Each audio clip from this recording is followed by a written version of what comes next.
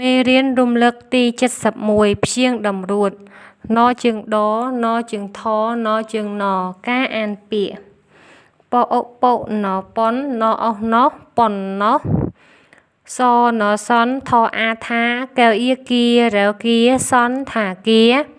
បណបនដអាដាឡែវដាលបនដាលកណកនដអាដាឡែវដាលកនដាលកណកនដអាដាមបដាបតមួយដាប់កនដាប់សណសនថអាថានណែវឋានសនឋានសណសនថអិថេតថិតសនថិតកណកនដអដងដឹងកនដឹងបណបនណអាណាកែវអៀគារែវគាបនណាគាបណបនណអាណាកែវអៀគារែវអ៊ីរិអង្គរិករិបនណាគិរិបណបនដអោដោយយោដោយបនដោយ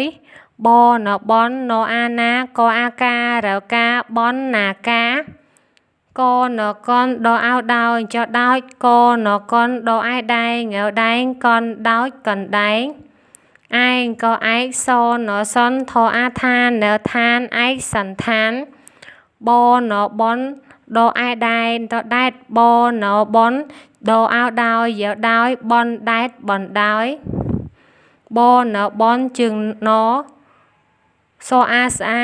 ឡែវអាឡាបនសាឡាការអានល្បះបណ្ណាគារស្ថិតនៅកណ្ដាលទីក្រុងបណ្ដោឈរកណ្ដោចកណ្ដែងក្រោមដើមកណ្ដោវណ្ណាស្លៀកឯកសន្តានឈរតាមបណ្ដោយផ្លូវអានអត្ថបទខ្លីកូនតូចវង្វេងបណ្ដោយផ្លូវថ្ងៃមួយខ្ញុំដើរលេងតាមបណ្ដោយផ្លូវ